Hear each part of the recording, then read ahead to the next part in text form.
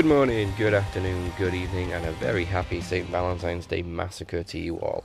Welcome to the Max Wrestling Podcast, episode 205, No We're Not Live. I am the captain, Dazzy Dangerously, and with me, as always, is the podcast machine / knowledge champion, Mike Larkin. You son of a bitch, I forgot this was episode 205! That's funny, okay, but yeah. Mike, the future is now. Oh, thank you. I will get back to those. Thank you. Yeah, you can check out the Futures now on RWT. I'm up to like episode. I've taken a couple weeks off. I have to get back to. Yeah, I think I'm up to like episode 24 or something. But yeah. Well, speaking of that, we do have that because we're going to be predicting Elimination Chamber in this show too. That makes sense. And there's a 205 match, Buddy Murphy and Tozawa, which will probably be on the kickoff. Probably. Cruiserweight title is always on the kickoff. Gotta say something else that was kicked off, man. We have a new tag team champion. Say yeah! Wow. We won our release. Here's the titles. Okay, never mind. What the hell does that tell you? And watch it, they'll probably lose to Zack Ryder and Kurt Hawkins.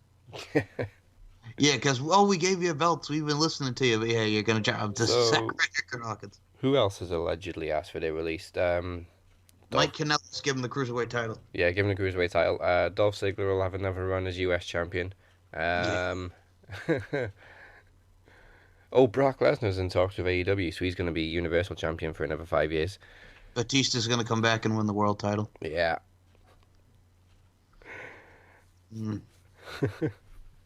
What a week, though, man. And congratulations to Jay White. Oh, man. I woke up... when was it? Tuesday morning, Wednesday morning? Yes. So I woke up. The first picture I saw when I opened my phone was Jay White with the IWGP title. I thought, whoa, they actually did it. And I instantly thought, I don't remember anybody rising that quickly in New Japan. And I think Tanahashi has the shortest title reign ever. Wow. I know a lot of people. Tanahashi. Shortest reign. Don't get me wrong, I'm a Hiroshi fan, but it's like, I'll be honest with you, when he won the belt, I was like, ugh. I think a lot of people were, because I didn't want to see Tanahashi as the champ, but yeah, shortest reign as IWGP champ. The surprising thing is, now we see that Tanahashi was a transitional champion. He obviously won it just to lose it to Jay White. And they couldn't keep it on Kenny Omega, because he was out the door.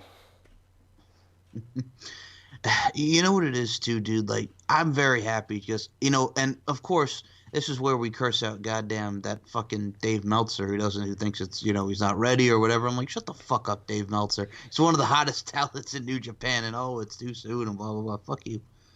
Too soon. Well, you know what it is too? I think because our good friend Miss Switchblade was saying it. I think because he's got the boner for Kenny Omega. Yeah. And the Bucks, and Cody. Well, all the elite. Yeah, anybody that's not named Kenny Omega, the Bucks, Cody, he does, or anything to do with Bullet Club, he doesn't have a boner for it. If Kenny had won the title 3-4 years ago, Meltzer would have loved it. He would have. So shove your stars up your ass. But speaking of AEW, obviously, I'm quite surprised actually at how much it's split people. You've got the people who can't wait for it to get started, who are so excited, and then you've got they're just a t-shirt company. Idiots.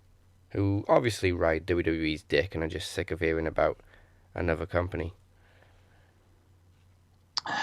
Yeah. But they have a match card now. They do. I mean, I'll be honest with you. I'm looking forward to Jericho Omega. We got Nyla Rose, we got Dr. Britt Baker, and we got Kylie Ray. Now, I got to ask you about it because it was kind of a controversial thing in a way, but personally, I don't care. Nyla Rose, I've seen her talents on the Northeast, the first ever transgender as the, as a wrestler and to be signed to a company. I think that's cool. You're making waves. Yeah. To be honest, I don't know anything about her other than the fact that she is transgender. She's the reason I know her because she wrestles for Warriors of Wrestling, which is located on Staten Island, New York. She's their women's champion. She's done a lot of Northeast work. Kylie Ray was a part of Rise, and I believe she's done some work in Japan. She's not bad. Well, we all know who Britt Baker is, Adam Cole's So I mean that's cool. Omega Jericho, we get to see Pentagon and Phoenix. We get to see so many great talents at All or Nothing. Neville, Pac against Hangman Adam Page. Personally, dude, I am so looking forward to this card. I really am. Yeah, looking good. I mean, to be honest, if they didn't mention it, I probably wouldn't have known that she was transgender. I mean, she just looks like kind of a buff, like like Tamina is all woman, Yes. but she's also quite buff. She's got that Tamina look, so I wouldn't have known otherwise. And besides that, we also got SoCal Uncensored, Kazarian, Scorpio Sky, and Christopher Daniels against Cena and two other guys. Yeah, The Omega Jericho rematch is going to be very, very cool. Sold out in 4 minutes. Does it really shock you if this is their first show? 4 minutes. And again, that's a slap in the face to the people who say, "Oh, they're not going to sell out." Of course, they're going to sell out. All In sold out pretty quickly too because everybody wanted to see All In. Of course, they were going to Yeah, sell. and All In wasn't even part of any particular company. It was just an independent show. Mm-hmm. So Um, they're making waves, man. I mean, I look forward to seeing who they get and who else we got. What do you think about who else they got? I mean, they got Sammy Guevara, who's a very talented individual. yeah. They got Sonny Kiss, Exolicious from Lucha Underground. So what do you think about so far their talent? Um, there's some names in there that are bigger than others, obviously. Mm-hmm. But I mean, the names that aren't as big, they've got a following anyway because obviously there's a lot of hardcore indie fans that are fans of AEW. I think it's nice that we got to see the Lucha Brothers at the press conference, so now we know that it is official. They are going to have a match, at least one. Mm-hmm. Um, we got Hangman and Pac, which was pretty much the first match that was announced when they had the first announcement. They had a rally. The rally, man, and I think you know what's great about it too is like there's so many like fresh and new matchups, which is so cool. I have to mention this as well because going back to short title reigns, our girl, man, I'm talking about the pretty badass herself, Kelly Klein. Mayu Iwatani is the new Women of Honor champion. Kelly Klein only held that belt for like a month. I'm still pissed. Are you still pissed about that? Like I like I'm Mayu, but it's like, pissed. jeez. She gave that promo, the road, man, the road to the garden, then boom, they take it off her like that. Should have held that title. I mean, she's only the third champion Yeah, now? it was. Well, yeah. First it was Sumi. No, wait, yeah, no, Sumi, and then her, and now Mayu Iwatani. Yeah, Mayu's the third. Yeah, I mean, don't start playing hot potato with the Women of Honor Championship. Let somebody run with it for a while. I'll tell you what they were doing. Somebody was watching an episode of The Wiggles on the Disney Channel, and they started singing "Hot Potato, Hot Potato, Hot Potato, Hot Potato," and then they put it on Mayu, which I like Mayu, but I'm just like, you had two girls that were in Stardom who are been the champion now, one in Sumi Sakai and one now in Mayu, which is cool to see the Japanese talent. But I'm like, Kelly Klein, the promos and just she was the one to go into the garden with the title, not Mayu. But I Yeah, like Mayu, and it pains me to say that, but Kelly should still be the champion. should be. Should be, it could And be. that's not favoritism. Well, Well, kind of is. It kind of is, but still, just I think from a storyline aspect, she still should be the champion.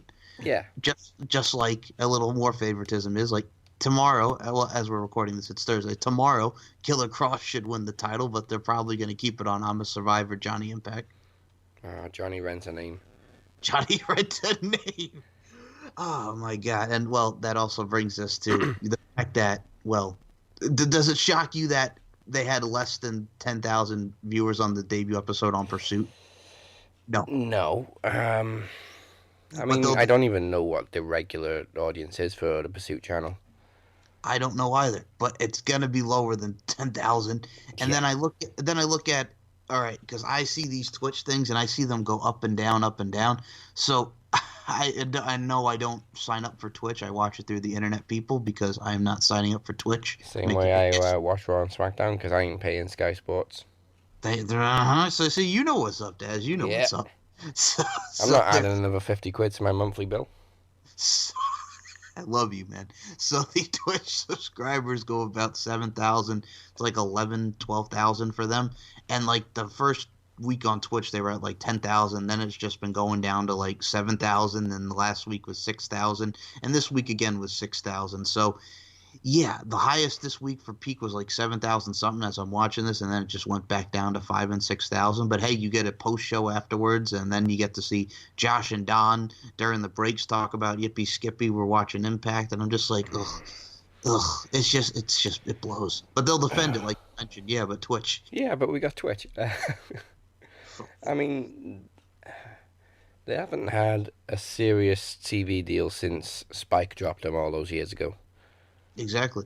It's gone downhill since Spike.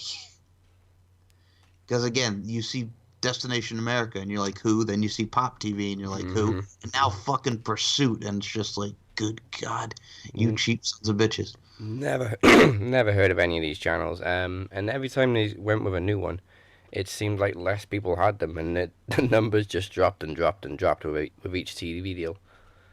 I mean, it is bad for the roster. I mean, as I said a couple of weeks ago, I actually enjoyed Impact. When I watched the Cross and Johnny Renton match, I actually enjoyed the whole episode. Well, I've been two now, but yeah, now the Brian Cage was the feud, and now they're incorporating all four. But this week, Cross was talking about, the Scorpion and the Frog, which pretty much what he's saying in that was pretty much what he's saying in that. Oh no, it was Scorpion something. That's gonna bug me, but I think it was the Frog and the Scorpion. So pretty much he's saying like he's gonna stab Moose, but Moose is too blind to see the fact that yes, he's his friend, but he's also gonna kill you, pun intended, which I think is kind of funny. And it's just he's really a breath of fresh air with that company because he truly is the one to watch in 2019. Yeah. Then you're bringing back they're in Mexico and you're seeing like the X Cup or Super Cup is back again, and I'm like, really? Because it went so well last year for that company. But all right, yeah, it is what it is, unfortunately. And they got Rebellion, which that wasn't a WWE pay-per-view at all in the UK. But hey, whatever. No, but how dare WWE do anything that Impact did? Of course, of course. Well, of course, you know why it's titled Rebellion, because they're at the Rebel Entertainment Complex. Ooh, look at the pun, because we're going back to Canada. Why? Because, of course, I'm waiting for Canadian Stampede. Canadian Stampede. But, yeah, I mean, that's really all the news you could say. The only thing I did find that was funny about that was Shotzi Blackheart, who wrestled there, twice because of the Rise partnership. She's, selling her poo for $5. Oh, what? I swear to God, she's selling pictures of her poo for $5 on something. I'm like, that's not weird at all. At all the ways to sell money, you're selling pictures of your poo. Huh? I swear to God, she's selling pictures of her poo, man.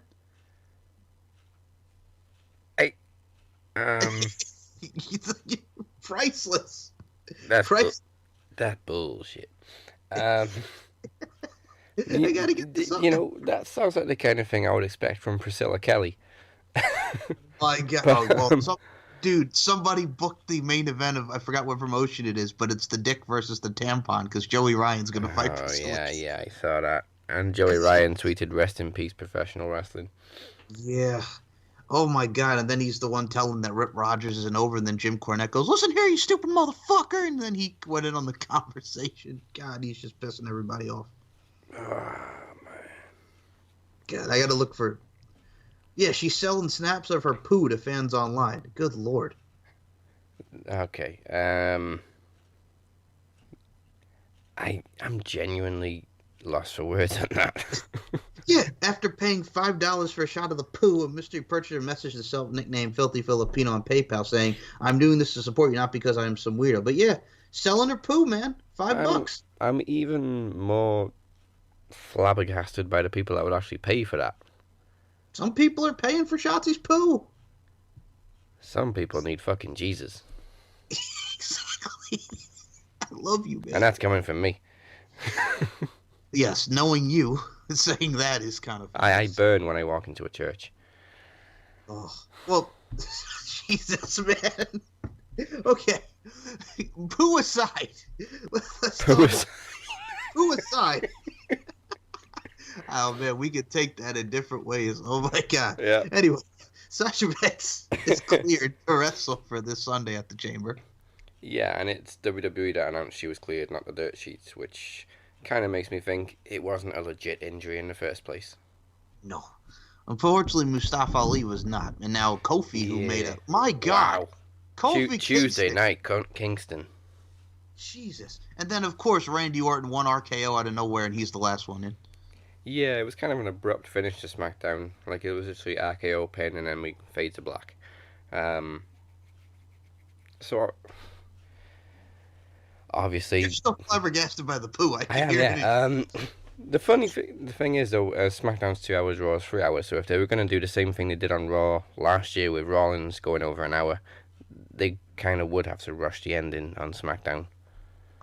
Oh, yeah. And I mean, I think Kofi was a great replacement because him and Mustafa are both high flyers and kind of have similar movesets. Yeah. So it's kind of like cool that they put Kofi in there and Kofi gets a title shot. I think everybody worked hard. I love the gauntlet.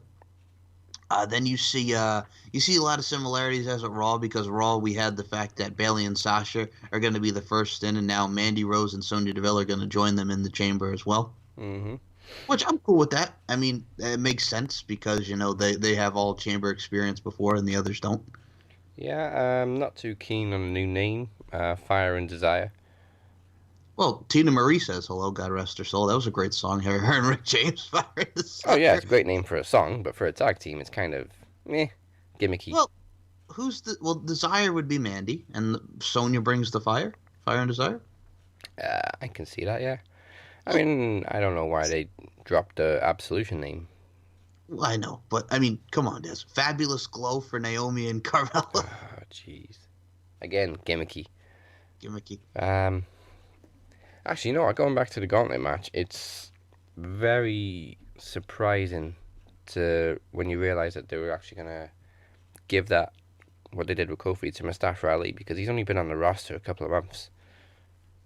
And if it is true, then they planned for Mustafa Ali to go over an hour in the Gauntlet match. I mean, they really were pushing him hard before he got injured. I mean, it worked out great for Kofi because he looked great as well after, 11 years? Mm-hmm. He's even saying, I've been in this for 11 years. And then Fight he's me. shoving AJ like, come on, I like that. Fight me. I like that. Because it's fire to Kofi. Because I remember the 2009 feud with Randy Orton when he did the boom drop to him at Madison Square Garden when he was hot. And that's, that brawl was amazing. It was. And then they dropped it and then he just went downhill. But I'm just like, let him go because Kofi could go. Yeah, they dropped it because Randy Orton said he was a stupid man. Stupid man. Oh, God. What was it? He wouldn't stay. He was supposed to take a punt and he wouldn't stay down, so Randy just RKO'd him. Oh, yeah, because then he just yelled out, stupid! He was channeling his inner Ryback before Ryback came in. RKO, 1, 2, 3. Well, the punt was originally my idea. Oh, shut up, Ryback. Speaking of Ryback. Go ahead. Yeah, he thinks he's going to come back full-time, and he thinks he's going to be signed by AEW. AEW. Ryback, shut the fuck up. All right, nobody wants to see your ass. I mean, here's the thing. I still remember when he dropped Jack Swagger on his head off a backdrop. You think that they want that shit in there and he almost killed fucking CM Punk? Like, come on.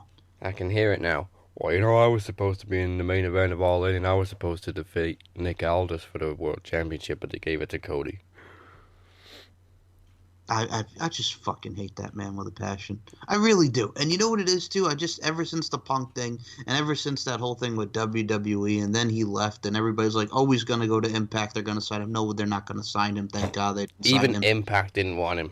If Impact doesn't want you, what does that tell you, okay? Like, really? So, I mean, but fucking Ryback. I don't like Ryback. I really don't. And I remember him in the $1 Million Tough Enough. And I liked him as Skip Sheffield, yep, what it do, because it made me laugh. And then they made him the Terminator. And I'm like, it was cool for a little bit. And then it just, like, once they turned him heel, it kind of went downhill. Yeah. One thing we didn't mention with AEW. Yes. Is the tease for Cody's opponent. So basically all we've seen is a flyer of the actual match, but they blurred out the face and the name. So we don't know who Cody's going to be facing. I'm curious to see that. I think it will be a great match. Isn't Marty Scurll fighting Nick Aldis for the NWA title? Yeah. Magnus versus the Villain. I like it a lot. I find it really hard to buy into Nick Aldis. I mean, I was impressed at All In, but in terms of personality, I don't think he's got one. I'd be really happy if Skrull won the world title. Here's the thing, Magnus. I like Magnus. I still remember the Gladiator when he came in as Brutus Magnus, and he was the Gladiator. And then he was a part of the British invasion with Doug Williams, and then he was solo, and he went down to Dixieland, baby. And the world title run, that kind of sucked. But, I mean, I thought he was very solid. I think you would agree. He's a very solid talent, but like you mentioned, personality-wise and promo-wise, he's kind of like meh. I mean, he was over as a face. Yeah. As a heel, not so much. Yeah, I mean, they completely fucked that one up because you got, like, first British-born world champion and you're going to turn him heel right before the UK tour. What? That which made no fucking sense. Like they're going to boo him in his goddamn hometown. I'm sorry. And I mean, we did boo him, but that was a kayfabe boo. Kayfabe if boo. You know what I mean. Like, we knew what we were doing. You're just making. I like these terms now. The kayfabe boo. I like it, man. KB. Yeah. We're booing you, but we don't really mean it. We don't really mean it. But you know, I mean, just that whole title reign was, and then you know the team with I think he teamed with Bram, which was not bad. Yeah. Oh God. And then feuded with Bram.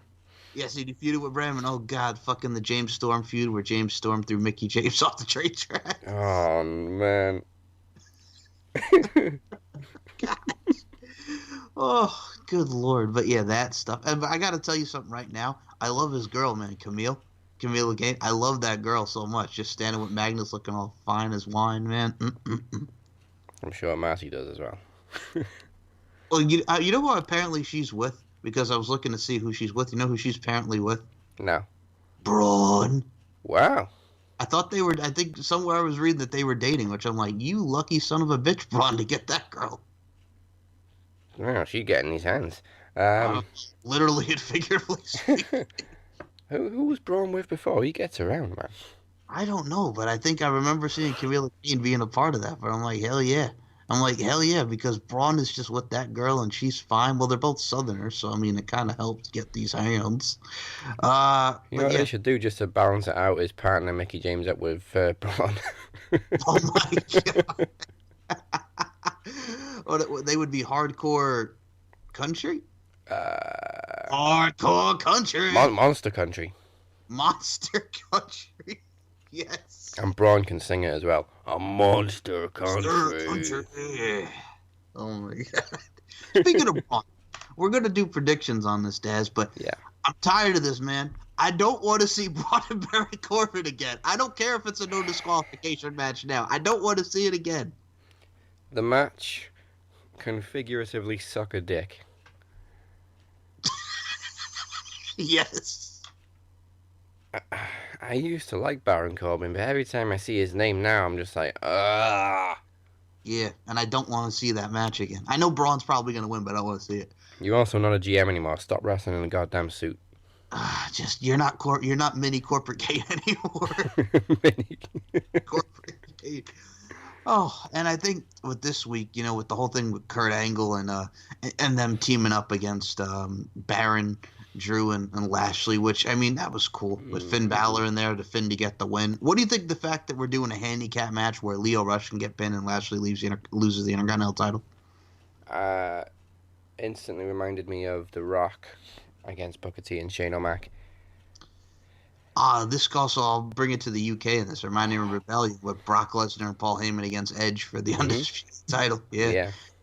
But yeah, Rock against Booker T and Shane O'Mac, where Shane just breaking up the pin and just dancing around. That was a great match. That was pretty funny because he was just so annoying, and you could hear JR on commentary go, "Damn, man, God, damn, Shane." I don't really see Finn winning. I don't know why. I mean, he keeps building this momentum, and then they don't give him anything at the end. So, I mean, we're going to do predictions after, but I can honestly see Lio Rush pinning Finn Balor. Probably. What else was I gonna say? What else happened with Raw? Oh, duh. Obviously, the big thing. My God. My God. Vince, Becky, you're not the man. I'm the man. I mean, it would have been better if he'd have said it like that, but he said it like he couldn't wait to get it over with. So you're not the man. I'm the man. You're suspended for 60 days. Charlotte Flair. That's for your replacement. Charlotte Flair. I mean, obviously we see where it's going. People have absolutely lost their shit over it, as expected. I think it's way over 50,000 dislikes on YouTube, most disliked video in WWE history. The tweet, man, complete and utter bullshit. Yeah, Becky nailed that one again. The man, yo, you know she is the 2019 Daniel Bryan. Yeah, it's pretty much the exact same storyline. I wouldn't be surprised if she she is going to interrupt Ric Flair's birthday because that's the whole reason they've been promoting it for so long. It's obvious something's going to happen there. So I wouldn't be surprised if they have a match at Fastlane to determine whether Becky is either allowed back in the match or replaces Charlotte again, or if she faces Charlotte in the first match of Mania to do the same thing as Daniel Bryan did at WrestleMania 30. There's a couple of possibilities now. Or I could see a way where it's like, Becky, you have to go through Nia Jax, and then Becky beats Nia Jax, and then because I think they're going the triple threat route of Ronda, Yeah. Becky. Well, I know, but you know what it is too? I think it's because, number one, Ronda doesn't have to lose, and number two, so people don't boo Ronda. I think that's what they're thinking. That's the silver lining I saw as well. They're trying to take the heat off Ronda with Charlotte, which, is a good way to go, but also you could probably be successful turning Ronda heel as well. Mm-hmm. But, I mean, as we saw at the end of the segment, after the cameras cut from TV, Becky and Ronda fucked up the Riot Squad. Oh my god, yes. Quite an interesting dynamic to see them two team up. Also kind of interested that Ronda seemed as pissed off as Becky was. It's like she doesn't want to face Charlotte. I gotta tell you, man. I'm kind of looking forward to. I know we're gonna get to predictions, Daz, but Ronda and Ruby Riott. I think Ruby Riott's in the same boat as she was last year because leading up to Mania, she was the one fighting Charlotte for the title. Yeah. And I think it's gonna be a good match, man. Are you looking forward to Ronda and Ruby? Yeah, I think it'll be a good match. I can see Ruby getting kind of frustrated, both in storyline and in real life, because people are completely forgetting about this match constantly. They're just since January, it's just been Ronda is going to WrestleMania to face Becky Lynch or Charlotte, and Ruby's just like, hello. Well, speaking of that, what's with Nikki Cross? Like, last week she was across the Fox, now she's a babyface again and losing to Ruby Riott. Like, for me, I was happy because I remember their NXT feud, but then I'm just like, eh. It's a classic case of they've got no idea what to do with an NXT call-up.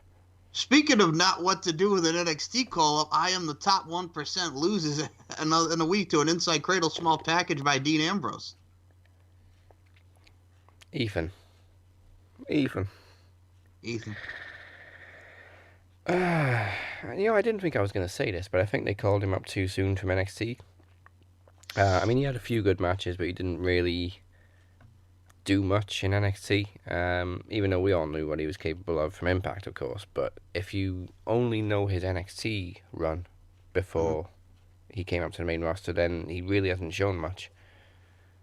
I mean, at least, unless they add, the whole EC3 Dean Ambrose rubber match at the Chamber. Yeah. And then EC3 wins.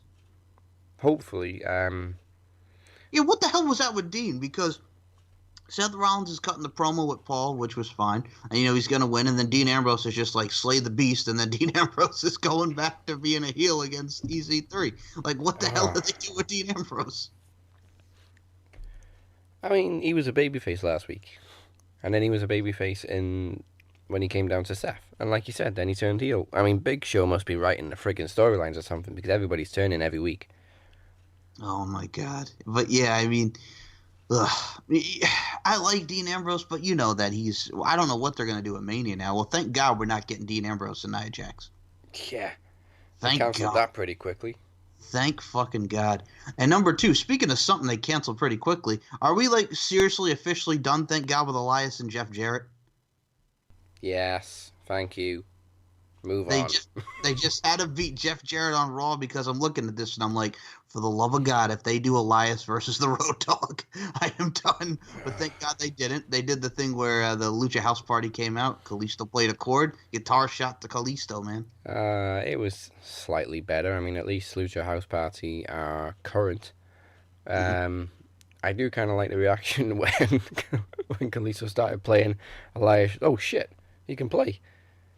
But you saw the guitar shot coming a mile off. Oh yeah, when you saw that other guy, hey, let's do a duet, man. Boom. So obviously Elias is still a heel. I don't know which way they're going to go with it, whether he's going to just face Kalisto or do something with all three of them. Lucha House Party rules against Elias, man. Yeah, I mean, at this point, I can't see anything for Elias at WrestleMania. He's going to be in the Andre the Giant Memorial, but I don't. If he is, he better win it, even though I think the match is horse shit and doesn't lead to anything. Fucking Mojo won it 2 years ago, man. Yeah, what the hell is... We still don't even know what we're doing with Mojo with that goddamn mirror. Oh, I don't know, and I don't care, and I don't want to know. I don't want to know. Oh, but yeah, that's what they're building to. And Luke Harper, by the way, did you hear about Luke Harper was backstage at SmackDown when, we don't know what they're doing? Are they going to put him and Rowan together with Daniel Bryan? I can't decide if that would be cool or a step backwards. Because obviously we've seen Harper and Rowan repackaged and repackaged and repackaged. I just kind of like the fact that it's just a duo now with Daniel Bryan and his big bodyguard. Rowan looks bigger than he's ever been with that. I don't know if it's a really, really big shirt or if he has got bigger. You know what? I got to tell you something. I'm digging at Rowan in this too as well, just because he just makes that great brute, that great bodyguard, like you mentioned. And speaking of someone with weight, I mean, did you look at Kevin Owens, man, looking all good? He's bowling, and looks to be returning in a month. Yeah, I mean, I watched the video he did, and I was just thinking, okay, if he doesn't get a strike, no, he has to get a strike because they would have done several takes to make sure that he got the strike. So how many times has he done that promo? But obviously, it was just a one and done thing. I felt bad for him when he got the gutter ball. That was I was just like, fun. shit, that would have been a great finish to this promo, and I just fucked it up. What was the thing I was hearing something about? Who posted an RWT about Kevin Owens versus The Undertaker at Mania? Oh, I don't know, but I haven't seen that rumor anywhere else. Hopefully it doesn't happen. I mean, Taker's pretty much done, isn't he? Yeah, I don't want to see that match. I mean, yeah, I've got no interest in seeing Taker anymore. I just wish he'd retire now. But I don't see him being at WrestleMania because he's completely removed everything WWE related from all of the social media. You know what that means, right? Hall of Fame. And he's probably going to AEW. No, yeah, and he's going to AEW. Or Impact because, he had his photo taken with Eli Drake, so that means he's definitely going to Impact, right? Oh, just for the love of God. These fucking idiots. Could you imagine it at the Impact Zone? Yeah, what's he going to do? Go wrestle Congo Kong? Shut the fuck up. Yeah, it's Undertaker Kamala in 2019. Shut your fucking faces. God damn, these fucking people. Wow. But yeah, that's what we had. But yeah, Raw, to be honest with you, besides like the main stuff with Becky and all that, it was kind of a mess show. What did you think? Yeah, it wasn't much to get excited about apart from the Becky segments at the start and right at the end. And the Revival said yeah and won the tag title. Yeah, and Revival winning the title was cool. I don't see how it took Becky all night to decide to apologize or give up a WrestleMania match. Hello. Love the interaction with Finn Balor. Obviously, they've got a lot of history between the two of them, and then just, your abs are still awesome, by the way. I love it. Yes, they are. I love it. By the way, speaking of something I love, because we're going to talk a little more SmackDown too, but did you see NXT this week? I've read the results. I haven't actually watched it yet. All I'm going to say is, my God, Dominik Dijakovic, Donovan Dijak, good Lord. Good Lord. What I did read was that unlike most NXT squash matches, which are pretty, done, this one was pretty competitive. Oh, the Street Profits against Humberto Carrillo and Stacey Irvin Jr.? No, Dijakovic and Shane Thorne. Oh, the Shane Thorne one. I'm sorry, yeah. Dude, they got to do something with Shane Thorne because there's no more Mighty/TM61 because Nick Miller's no longer with the company, so they got to do something with Shane Thorne. I mean, was he still using the TM61 music and stuff? Yeah, he was still using that. Well, that's good because I love that theme. You know what? I wouldn't be surprised if Shane Thorne ends up on 205. And I'd be okay with that. Yeah, I mean, look what they did with Buddy Murphy. Exactly. You know what it is too? They got to add more people too because they just added Humberto Carrillo, and Humberto's really good. Watching 205 this week, man, I got to say, it actually wasn't bad because you got to see Jack Gallagher and you got to see, against Kalisto. Not Kalisto. Who the fuck are they? Oh, wait. Oh, man, this is terrible. Oh, my God. Who the hell the gentleman Jack Gallagher? Lindsay Dorado. With Lucha House Party anyway. My bad. Tony Nese and Noam Dar actually had a very good no disqualification match that people should definitely check out. It was actually not bad, and Tony Nese got the win. You know what? It is very easy to confuse them. Yeah. They all wear the same kind of masks. Oh my god. They all have pretty much the same moveset. Well, Dash, you gotta also understand, friggin' Nigel McGuinness was ruthless on commentary, talking about, how they're silly, and Nigel's being the heel, and then he's like, I bet they do sing songs backstage, and then Nigel starts singing La Cucaracha, and I'm like, oh my god. I loved it, but oh my god. I fucking love Nigel McGuinness as the heel commentator. It's amazing.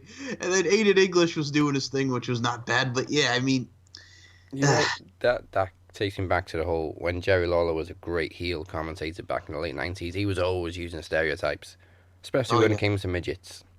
Exactly. And I think one of the best ones, I still think, I always used to crack up. Chris Benoit, used to call him Chris Benoit. You know what? When I first discovered Chris Benoit, I used to think his name was Chris Benoit. Did you really? Yeah, because I didn't know you pronounced it differently. Just call him the Pegasus Kid. There you go. Oh my god! But yeah, that was very funny. But yeah, 205 was not bad. I know you guys don't watch, but somebody has to cover it, which would be me. So it's not bad. It really is not. The placement of it is terrible, man, because it's right after SmackDown, and they had to follow the match, which I'm like, come on. I think if we had less content, then I'd probably be more inclined to watch 205. I mean, most of the times, the only reason I watch NXT UK is because NXT is only on for an hour and I just can't be bothered to turn it off. So I just end up leaving it on and watching NXT UK as well. Well, that was not bad this week. They had the NXT, the Invading Phoenix, where we got to see Pete Dunne, Wolfgang, Jenny, and Mia Yim, and we got to see Tony Storm and Rhea Ripley go at it, which was cool. Yeah. Again, I haven't seen that yet either, but I did see the photos. Jesus, man. I don't mean to spoil it for you, but I mean... Oh, no. I've seen stuff about it. I looked it up and everything. I just didn't have time to watch it. Get the spoiler fucking next week, because we all now know goddamn Velveteen Dream's winning the title. Or is he? Oh. I'm very interested to see if they do go with the what word am I looking for? Swerve ending and have Johnny Gargano retain. You said it wrong, man. They go for the swerve ending. Swerve ending. Go for the Russo ending. Russo ending. Oh my gosh. Now I gotta say this. Because we talked about SmackDown, and now we know that Sonya and Mandy are starting first, which that was not a bad match. But I got to ask you, man, what did you think about Shane McMahon? You dig Shane McMahon's TV with the Usos, man? I was just about to bring that up. I actually enjoyed it. I like that they're really building this relationship between Shane and Miz, and like they were really playing off each other. You know, especially when they were doing the cheap pop with the crowd. Shane with the comebacks to the Usos. It was a pretty good segment, to be fair to him. Now, I don't want to see this, but I did see the exclusive before SmackDown where Rusev and Nakamura and Lana's trying to get them on the same page. So I'm thinking to myself, they could either go two ways with this. They could have the Usos win, and that sets up Miz and Shane for Mania, which yay. Or they could have Shane and Miz somehow retain, and then they wind up finding Rusev and Nakamura at WrestleMania. Rusev and Nakamura win the tag titles, and then Miz turns on him at Mania. Yeah. What do you think? It's kind of strange because the more they're building the relationship, the less likely it's looking that he is going to turn on him. I know, but I don't. You know them because they like to get that swerve. Yeah, and you know the Miz can't be trusted. Can't be trusted. Yep. I don't even know which one I'd prefer. I'm not really interested in seeing Miz versus Shane. Mm-hmm. If they keep building this relationship the way they are, then I guess I wouldn't mind them in a tag match at Mania. Well, Maybe that's the lesser of two evils.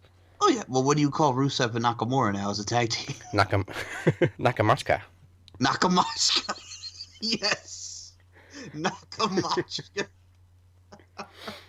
Oh, but yeah, that was a friggin' strange bedfellows out of nowhere. Fucking, he turns on him a couple days later, and the whole R-Truth thing. Well, that's the Mm. thing. Where the hell's R-Truth? He's the United States champion. No, probably in friggin' Connecticut again. Well, Took another vacation for winning the title. Um, oh yeah, they fucked it up because Carmella's busy with Naomi now, so I guess she's not hanging around with Truth much. You can't break up Truth and Carmella. you cannot break up the dance break. Oh, don't put the three of them together, jeez.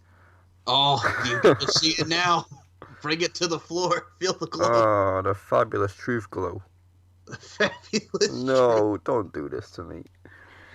I gotta say, I've been enjoying Daniel Bryan's promos. You know, Oh, you've he been does great. friggin', talking about how they're all fickle. It's horrible. He will likely shorten his career. The Elimination Chamber match. He does not want to be called the martyr. I gotta say, he's really channeling in that American Dragon, and I love it. Yeah. An American Dragon married with a super uber vegan. It's crazy. It is. I love it, man. And I mean, there wasn't really much to talk about SmackDown because technically speaking, dude, besides McMiz TV and these promos and all that, we only legit had 2 matches on the show. Well, yeah. Also, I mean, I said last week or the week before, relax. It's only been 2 weeks, but come on, really now. Where's Asuka? That too. Well, who the hell are they going to put her against at Mania? Because if This is the Charlotte, problem. They should have just put Charlotte against Asuka. but they know we got to get the triple threat in. We got to get the triple threat on Raw and completely ignore the SmackDown title. Which I'm just looking at this. I'm like, what friggin' heel are they going to put her against? And the only I'm still booking my theory of put her against Mandy Rose because they're pushing Mandy Rose to the moon. Do it. Corey would lose his absolute mind if Mandy Rose got a title shot. And if she won it, oh my god. If she wins it, that announce table is rising. Well, good Corey will be rising somewhere else too. My goodness. No, I think the best was last week. But she pointed at me. She pointed at me. Oh, speaking of the women's chamber, I got really tired of seeing the same backstage promos on both shows this week. Yeah, with the Iconics and all that. Yeah, I feel you. I mean, the Iconics, I kind of like because they're hugging, and you could tell like these are legit best friends, obviously that love each other, and you want to kind of see them win, but they're so annoying as these like mean girls heels, which is beautiful because that's what it's supposed to be. Mandy and Sonya, whatever, Naomi and Carmella, whatever. Then you look at the Raw side and the Riot Squad, the whole thing with them is cool. Then the others were fine I would too. die for her. Yeah, exactly. I would die for. I loved it. I love the dedication. And Nia, what was with Nia and Tamina? Like Nia was talking and Tamina's trying to like talk over her. Like what the fuck? Oh yeah, she wasn't letting her speak at all. Yeah, way to go, Nia. And, I mean, Bailey and Sasha. I mean, I'll be honest with you. Well, we'll get to our predictions in a sec, but still, Bailey and Sasha. Yeah, I know you love each other. You were the plain Janes in NXT, and just whatever. I do kind of like seeing a little more ferocity out of Bailey recently. Well, I think that's what helps too because she can't always be huggy and just all that stuff. You know what I'm saying? I mean, you got to see more ruthless at her. This is the kind of Bailey we probably should have seen when she was women's champion and stuff. Less of the huggy, more of the kicky assy. Huggy, kicky assy. I like that. I like that. It's very true. That is very true. But yeah, I mean that was. Besides Kofi, Tuesday Night Kingston. That's what we're calling now. TNK. Tuesday Night Kingston. I'm waiting for the T-shirt. Yes. Now I got to ask you before we even get into predictions. There's one other thing that we haven't talked about yet. Wait a minute. Let me see if I can think what it was.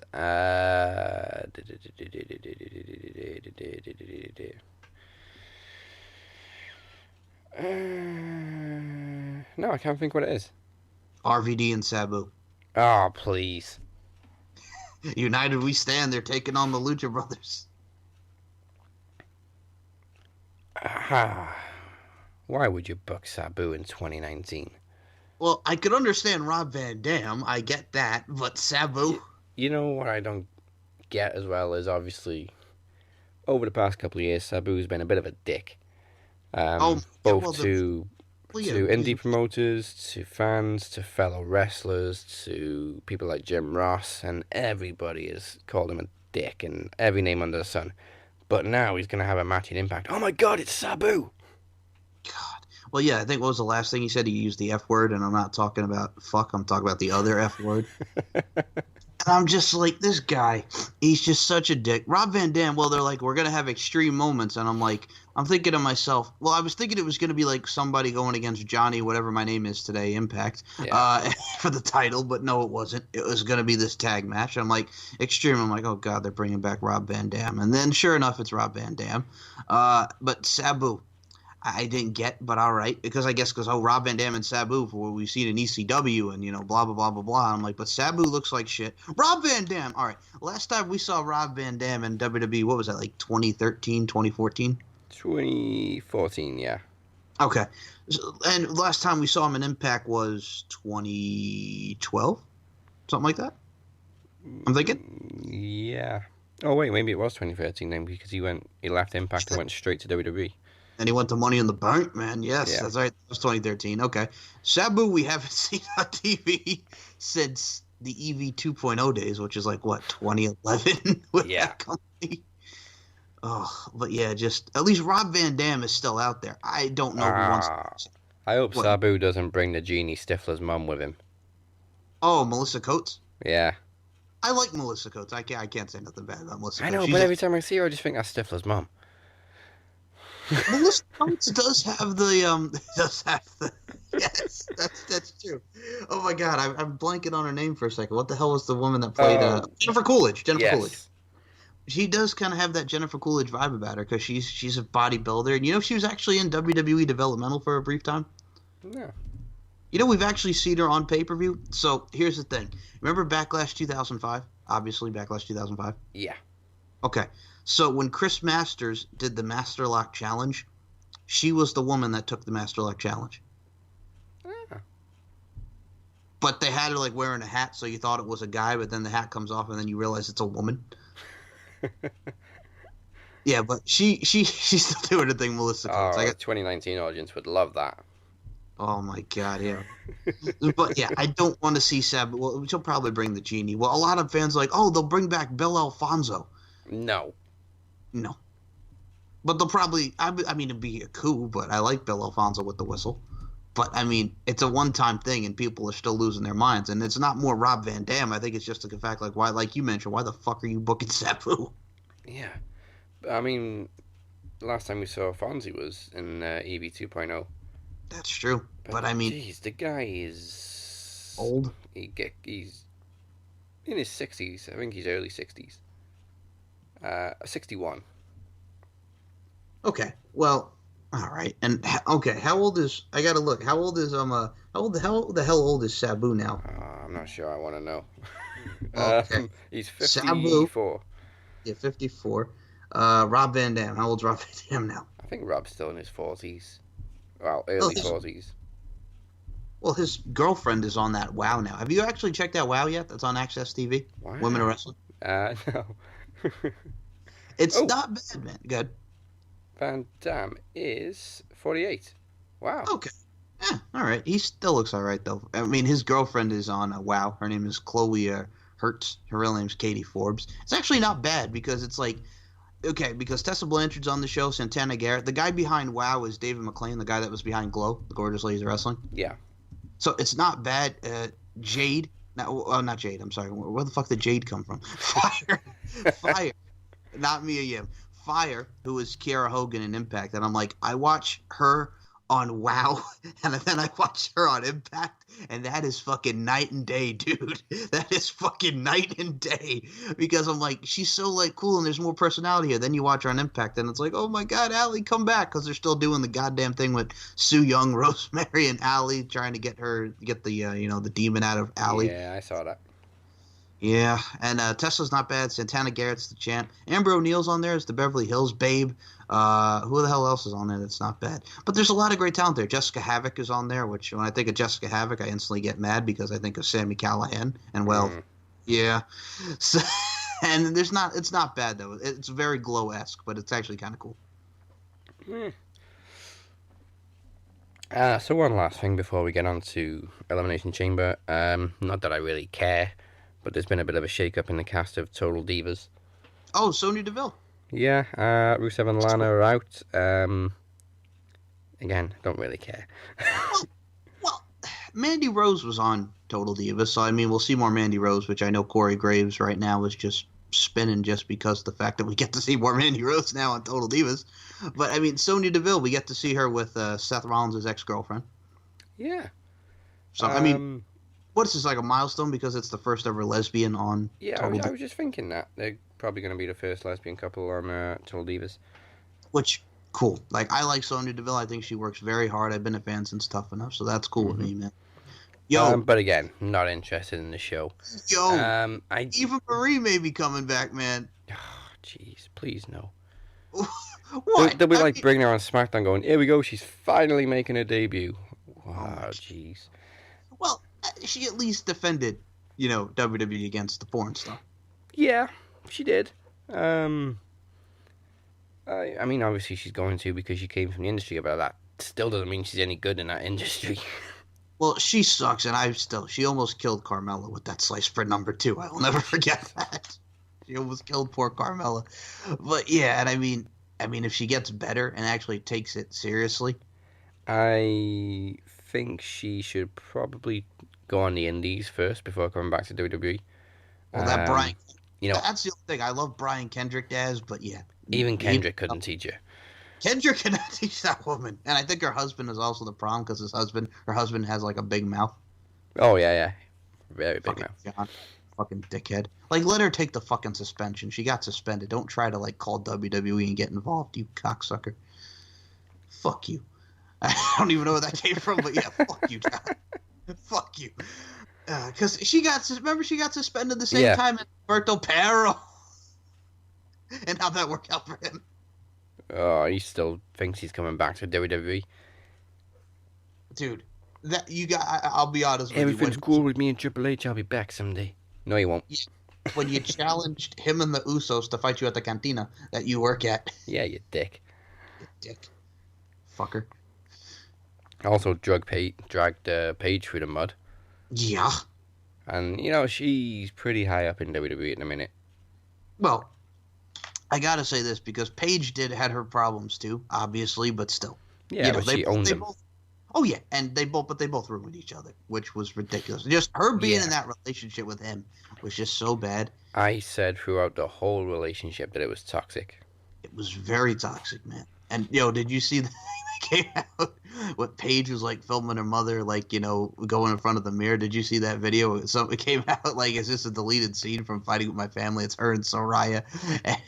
And she's like covering herself with film. Okay, I got to send you this video. It's hilarious. I missed that, but I did see an interview with the whole cast of Fighting with My Family. Dude, that movie, I want to see that so bad. Yeah, me too. There was a bit when they were talking to Florence Pugh, who plays Paige, and she said, "Yeah, there's so many videos of Paige," and Paige just kind of looked at the camera like, I bet there is so many. Brilliant. Jesus. And by the way, can I also add something else to that? Fuck Brad Maddox. Yep.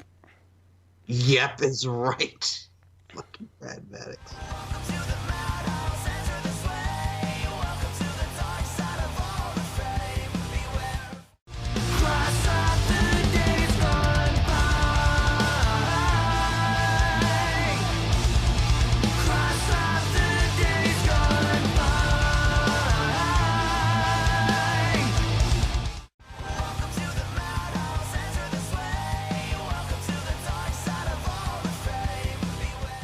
So, Elimination Chamber. It's one of those pay-per-views where there's not that much buzz around it, so it'll probably turn out to be pretty good. Agreed. And well, you know what it is too, because the pay-per-views are so close together. Then early March we have Fastlane, Yeah. and I'm just like, enough with all these close pay-per-views. Enough already. Jeez. You don't need 2 pay-per-views before WrestleMania, especially if they're dual branded now. Exactly, man. Okay, so let's kick it off with what's probably going to be on the kickoff show: Buddy Murphy and Akira Tozawa for the Cruiserweight Championship. Ah, ah, ah, ah. I think it's gonna be good, but I'm just gonna say it right now, Buddy Murphy. Yeah, I mean that's the go-to response whenever it comes to a Cruiserweight title match these days. Buddy Murphy retains. He's never going to lose the title. He's going to go on a Pete Dunne run. Well, he's so good as the champ. Like, can you really take it off him? I know Tozawa. Well, Tozawa was great in the contracts then because he's like, I beat the so-called king of the cruiserweights. I think I could beat you, buddy. And I'm just like, well, he did. He did beat good. Neville. He did beat Neville, so we got a Neville mention. Aria Daivari even gave the mention to, I was a sidekick for a wannabe wrestler. I think we know who he was talking about. How you doing? So that cracked me up, but still, I think the whole Tozawa and Buddy Murphy contract signing was fine this week on 205 Live, but I'm just sitting there and I'm like, yeah, Buddy Murphy is so holding this belt till Mania. He is so holding this belt till Mania, so Buddy Murphy. But it's going to be good. Yeah. Obviously, they had some great chemistry at the Rumble match. Well, not the Rumble match, in the Rumble. You know what I'm trying to say. I know what you're trying to say. The Fatal 4-Way match was That's good. The one, yeah. On the Rumble kickoff. Well, yeah, and you knew Hideo was on his way out. Yeah. And now that brings me to my thing. You think now? Could you imagine if Hideo Itami is Cody Rhodes' opponent? Ooh. I just put something in your mind there, man. Yeah, Cody versus Kenta. I like that. I like that a lot. No, I mean, why not? I mean, or he could go back to Noah, but still, I think he would be fine with AEW. I think so. Cody. I mean, to be honest, as everybody pretty much noticed, he wasn't in the best shape at the Rumble. Yeah. So maybe he won't be anywhere for a few months. Who knows? Well, you can understand because he was just frustrated and he didn't give a fuck in WWE anymore. Well, I think the bloom was off the rose because, well, he got hurt and he came back. Then they put him on the main roster. He broke Kendrick's nose and orbital bone, which, wow. And then they banned the GTS. He couldn't use the GTS anymore. And then he kind of just, but they put him on 205 and he went, All right. Yeah, just because neither of us give a fuck. Braun Strowman versus Baron Corbin. For the love of God, end it. For the love of God, end it, man. Just fucking end it. I said this the last time when we had Finn and Baron Corbin on every fucking pay-per-view. I said it when back in 2017, 2016, when Dolph Ziggler and Baron Corbin were fighting each other on the pre-show, the main card, over here, over there. Just fucking end it. I'm going to go Braun Strowman in that note. Yeah. Hopefully a squash match so we just get it over with. Oh, sorry. And I like Baron Corbin because I still remember when he was killing people in a matter of seconds in NXT. We go back to those days, man. But It's just then they bring him to the main roster. Andre the Giant Memorial Battle Royal winner, U.S. champion in the high-profile matches, and now he's just fucking annoying. I think it all went downhill for Corbin when he had the no DQ match with what's his name? What, in NXT? Yeah. Oh, was it Bull Dempsey? Dempsey, yeah. And it was a no DQ match, and it wasn't very no DQ. It was just basically another squash match. Yeah, that was when he also fought Rhino around that time when Rhino was in NXT. Yeah. I remember. Oh my God! So I'm gonna tell you this right now. I look at Baron Corbin and I see that. Well, also went downhill when he friggin' lost Money in the Bank in a matter of seconds. Oh yeah. To gender, don't hinder him. So I mean, yeah. But I just want Braun to kill him, so I think you and I both can agree Braun Strowman. Just end it. Let's remember, of course, so it is no DQ, and there's a possibility of Drew McIntyre getting involved. I fucking hate it. But then you got Kurt Angle, yeah. Yeah, you got Kurt Angle. Yeah, I'm still gonna go with Braun, man. So what do you think the match is for Mania? Braun and Drew or Angle and McIntyre?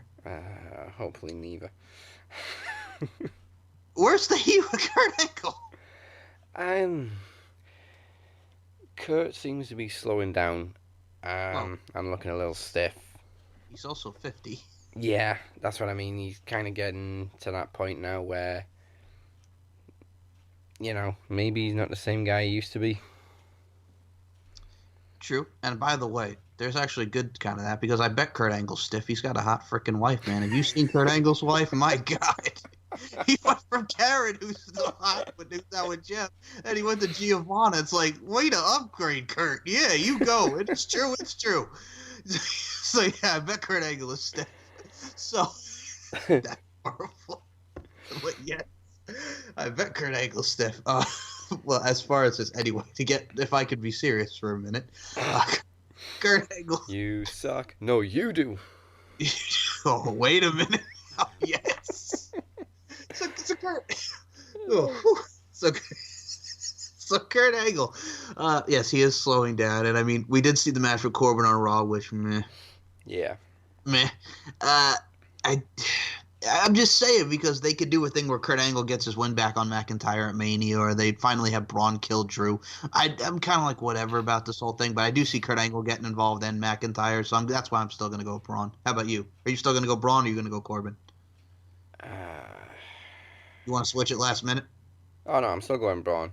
Okay, good. I'm just thinking about the WrestleMania match now and how it leads into that. Hey, we thought we were originally going to get Kurt Angle and Jason Jordan at Mania, but unfortunately Jason Jordan can't wrestle anymore. Yeah, I mean, yeah, shame. And it is a shame. And I miss doing Dad, put me in the match, Dad, Dad. And they took me out. I did my homework, Dad. Work, Dad. All right, let's go to the Intercontinental Championship, which is a handicap match between Finn Balor against Bobby Lashley and Lio Rush. We did mention it earlier. I think it'll be similar to The Rock and Booker T and Shane McMahon, but with a different result this time. So I definitely see Lashley doing all the damage and then Lio Rush pinning Finn Balor. I'm still going to say Lashley retains and him and Leo win. So pretty much, I liked also the back of the shirt. I think, what does the shirt say now? Because they do the Lashley as the merch, like what Leo says. I think the back says it's Lashley, not Ashley, which I'm like, I could see somebody calling Bobby Lashley Ashley, but okay. But, I like Bobby Lashley. And you know what it is too with Finn Balor? I think it's just because he's been losing. He's been losing to Brock, and he's just, I don't know what the hell that they're doing with Finn Balor, like you mentioned, and Finn Balor's kind of like stuck in limbo. So yeah, well, I mean, he had all that momentum going into Royal Rumble, and then loses to Brock like everybody does, and then boom, that's it, momentum gone. Well, yeah, he friggin' just does all these moves. He does the dive. He hits the coup de grace. What is with the coup de grace, Michael Cole? It's the coup de grace, not the coup de grace. Whatever. Michael fucking Cole. But so he does all that, and then he just gets locked in the Kimura and taps out. That's it. That's why I hated that finish, because it's just out of nowhere Kimura, that's it. It's a silent S, Cole. Silent S. Fucking. Yeah, so that match, and then, he's just been whatever, man, and it sucks. But yeah, I still got to go Bobby Lashley. In a way, I kind of don't care about this. Do you care about this, really? Not really. That's what I'm saying. It kind of is just like meh to me. My favorite word, man, meh. So I think I gotta putting the belt on Lashley was a bit random. I don't see Finn winning it just because he doesn't seem to win matches. Well, think of it this way. It's Bobby Lashley's first championship in 13 years. Do you remember the last title he held? Unfortunately, yes. At December to Dismember, ECW championship. Can I tell you my dad? Okay, you want to hear a brief funny story before we get back to this? Because this has to do with Bobby Lashley. Yeah, go for it. Okay.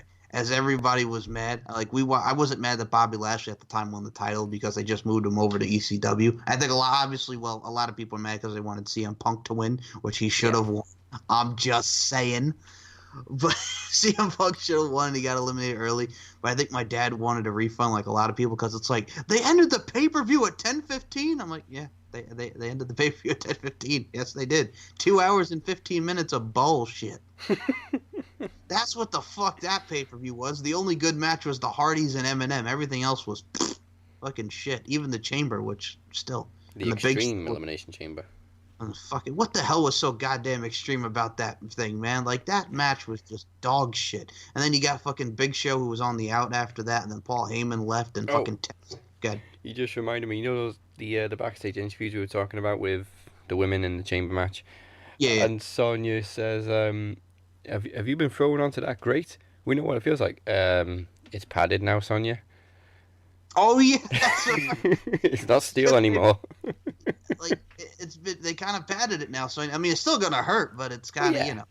but still. But I mean, it was padded when she was in it. So It's like where's she getting that from? whatever. I think she's having flashbacks to the old Elimination Chambers. Oh, goddamn. Yeah. Okay. Go ahead. I'm sorry, but yeah, I gotta go Bobby Lashley and Lee. So tag team championships. The best tag team in the world versus the Usos. You dig. Just Shane McMahon with the you dig. Uso penitentiary. Just the double super kicks. Ugh. Well, I'll let you go first. Do you think that there's going to be a title change? No. I definitely see them taking the belts into Mania. Who against? I have no idea. Nakamachka. Yeah, I mean that's one possibility. There's just no clear direction unless it's a rematch with the Usos. Sanity. Oh God, we're never gonna see Sanity. I'm just They're saying. gonna retire in the darkness. Gallows and Anderson. No. Mm. I don't even know what the hell that they're gonna do. Oh, here it is. Bring back the Colognes. I mean, maybe they should have saved this Usos feud for Mania. I agree. You gonna no sell me on the Colognes? Yes. Jesus. I was trying to get a reaction, but yeah, the Colognes. I like how they just come out of mothballs. I know. Oh, by the way, yeah, the Colognes still work here, so let's put them in the Survivor Series match. You know what I did? You know when somebody's against Samoa Joe and they go to do a moonsault and he just walks away. That's what I did. That is one of my Colognes favorite. with a moonsault. Oh my god. That's still one of my favorite spots. The first time I saw him do that in Ring of Honor, and then when he did it in TNA at the beginning against Sanjay Dutt, where he just walks away. I just love it because it's so nonchalant. He just walks away, lets him crash and burn. That's so fucking awesome. That's so Joe. It's Joe's gonna fucking kill you. But yeah, so with this match, I'm kind of thinking that because they're pushing Usos, what would they be like the 6-time, 7-time champs if they win? I don't know. Let me think.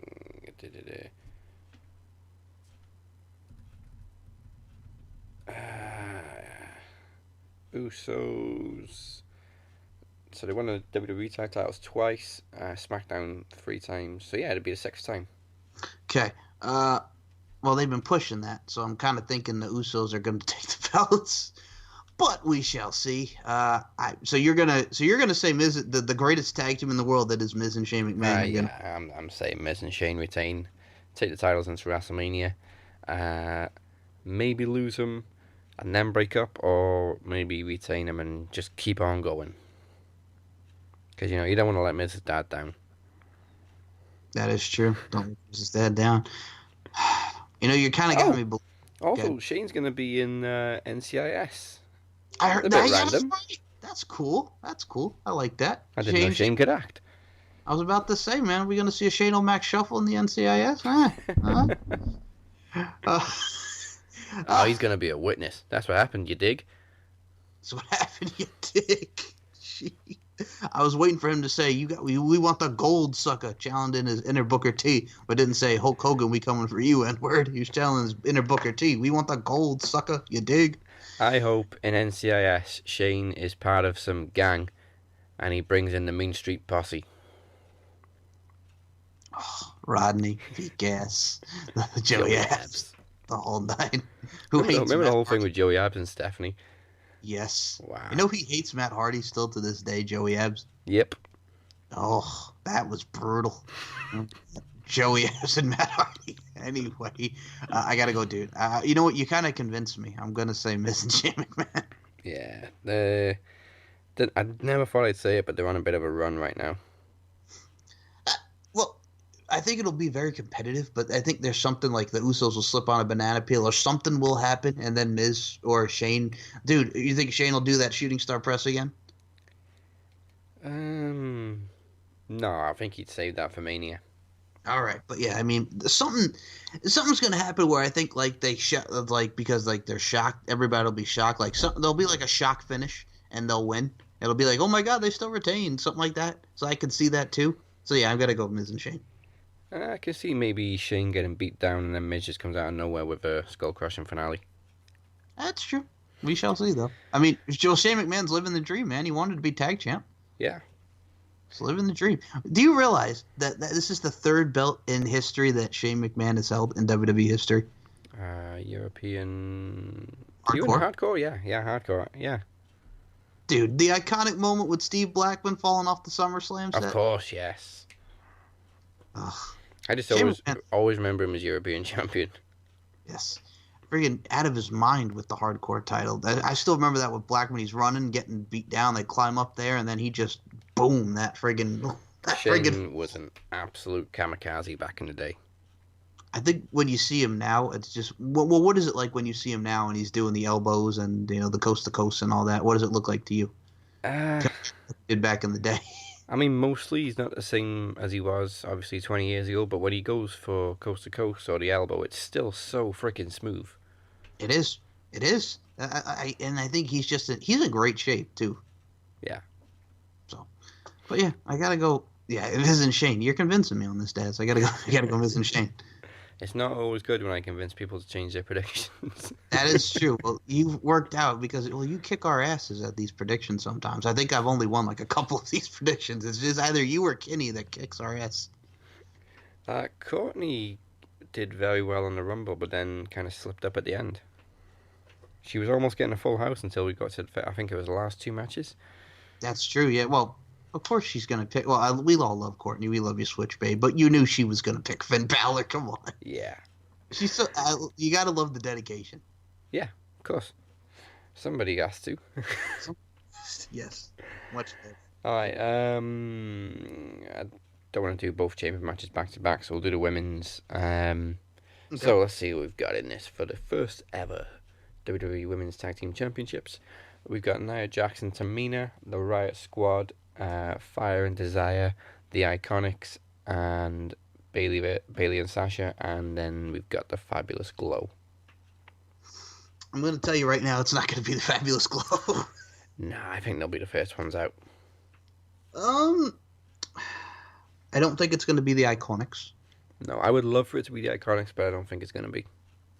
I think it's either going to be Nia and Tamina, the Riot Squad, Mandy and Sonya, or Bayley and Sasha. Are you going to go with the feel good that it's going to be Bayley and Sasha? No. Okay. If I was being very predictable, I would go with that.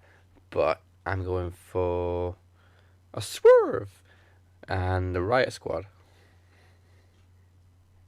Now, you see... Because obviously Ruby's not going to beat Ronda, so they got to come away with something. And Nia and Tamina... Again, too obvious. I don't think it's Mandy and Sonya. Maybe. Yeah. Either of the former. Remember when we had the whole women's factions on both sides? I think it'll definitely be one of those two. You know what? I was going between the three-way of Nia and Tamina, Liv Morgan, Sarah Logan, and Mandy Rose and Sonya. Now, I know if Amir was here, Amir would be drinking that bath water and saying Nia all the way. If Ember Moon was in this, he'd still have the the cup. You know what I'm saying? You have the cup. You had a little potion there with the Ember's bath water. You know. That's why we love Amir. Says how he feels. Amir's making a vat out of this match. Oh my God! Are you kidding me? It's gonna be a shit mix. The shit mix. No, we just got off the poop, man. Oh yeah, my bad. $5 for poop. Are you out of your fucking mind? Anyway, $10 for bathwater. $10 for bathwater. Yeah, we'll throw you the WWE Network with a side of bathwater. There you go. Could you imagine if something like that happens? Oh no, that's gross. That's available in all different colours.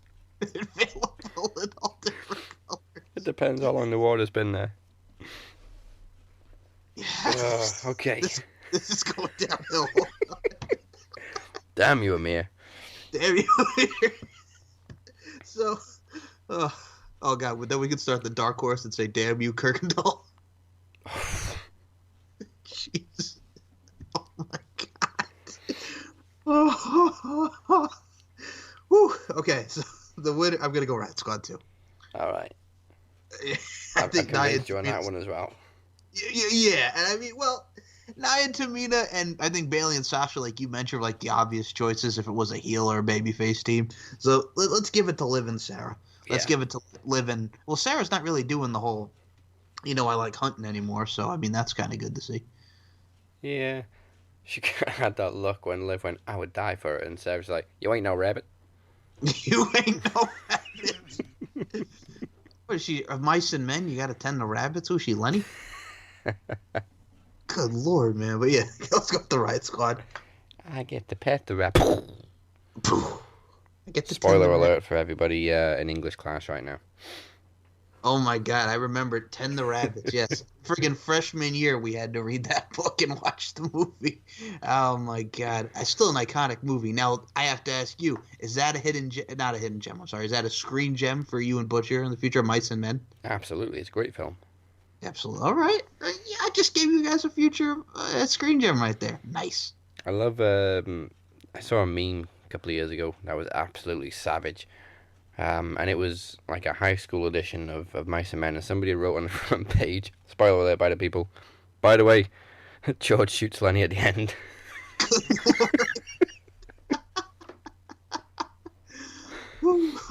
Savage. Savage is right. But yeah, Liv Morgan and Sarah Logan for the win, brother. Yeah. All right. We don't really need to talk about this one. It's pretty much an obvious result. Ronda Rousey, Ruby Riott for the Raw Women's Championship. Obviously, Ronda has to win. I was about to say, do we really have to predict this match? Not really. I mean, it'll be a pretty good match, but yeah, there's no way Ronda's walking away without the title. No way that Ruby Riott's winning the belt. I mean, it's going to be very good, and I've been wanting to see this for a while, and I'm glad that we're going to get a chance to see it. But Ruby's tapping out to that armbar. Ronda. Yep. Help me, Ronda. Do you like the fact that Becky calls her Ron now? Ron or Ronnie? Ronnie. That reminds me. You know the Four Seasons? Frankie Valli in the Four Seasons. Ronnie. I'll go away because you were my favorite son. That's channeling my inner Jersey boy, man. Speaking of which, by the way, I love the sing-alongs that you were doing with Alicia Atout. Oh, thanks. Thank you. For the love of God. Well, dude, music and wrestling, come on. I'll talk about that at the end when we do the plugs, but yes. How do you not, man? Like, come on. There's so much good music out there. All right, now, anyway, let's get back to the pay-per-view. I'll talk about that at the end. Okay, so main events. Obviously, the Elimination Chamber match for the WWE Championship. The new Daniel Bryan defending against AJ, Jeff Hardy, Randy Orton, Samoa Joe, and Kofi Kingston. Now, on the flip of what happened on SmackDown, I would not be surprised if Kofi gets eliminated first, because they like to fuck us over like that. I gotta tell you, man, I was gonna say SOS. I hear them shouting. I wanted to see him go like the distance in this one too, but yeah, like you mentioned, Kofi does well, and then he's the first eliminated. It's kind of like CM Punk. They're pushing him so far, and he's the first eliminated in the chamber. Yeah. Either that, or he eliminates Samoa Joe and just enrages Joe. I could see them doing again like he did in the Gauntlet, yeah. But I don't. I'm sorry. I don't see anybody winning it but Daniel Bryan. Yeah, it's got to be Daniel Bryan. Randy Orton, hell no. Jeff Hardy. And I like Randy Orton, but I'm just tired. I'm like, we get it. The RKO comes out of nowhere. You know what I'm saying? The RKO comes out of nowhere. No Randy Orton. Kofi, no. Jeff Hardy, no. I'm sorry, and I like Jeff, but no. Samoa Joe, no. I mean, I want Joe, but I don't see Joe winning it as well. You know what I'm saying? Yeah. So it's either going to be Daniel Bryan or AJ Styles, and I think AJ Styles is not going to have the belt going into Mania. It's got to be Daniel Bryan. He's hot right now, and you know what? You know what would happen if he would lose, and then everybody starts cheering, and everybody starts booing too. You know what that would be? No. Fickle. Very cool, of course it would be. Very cool. So I gotta go. DB Daniel Bryan. He's in my fave 5 to Yeah. retain the WWE Championship. Only Now, problem is, of course, we still have no idea who Bryan would be defending against at Mania because there's no clear path.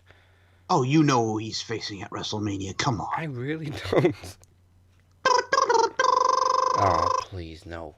I hope not, but you can see them going that route. Somebody bring back Nikki. Although it would be cool to see Daniel Bryan beat Cena clean again. Again, yes. You're just going to no-sell somebody bring back Nikki.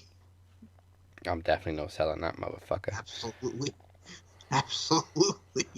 Yo, and you know what it is, too? I even cringe when I see it because the commercials you see for Total Bellas, and she's like, I'm living my best life, and I'm single. Woo! Like, fuck you, Nikki Bella. Nobody... No, basically, you're sleeping around and drinking every night. Pretty much. That's what that shows me. Well, pretty much Brie mode. I mean, I can at least take Brie Bella because she's got a kid and her and Daniel Bryan are living the good life and, being their hippity-dippity selves, which is cool. Hippity-dippity selves. Jesus. Put in the hippie and hippity. Hippity. Oh, hey now. He's probably getting that hippity-dippity, you lucky SOB, you. With this show, really, it's just a lot of sexual innuendos. It just, wow. Poop and sexual innuendos with the show today. Jesus.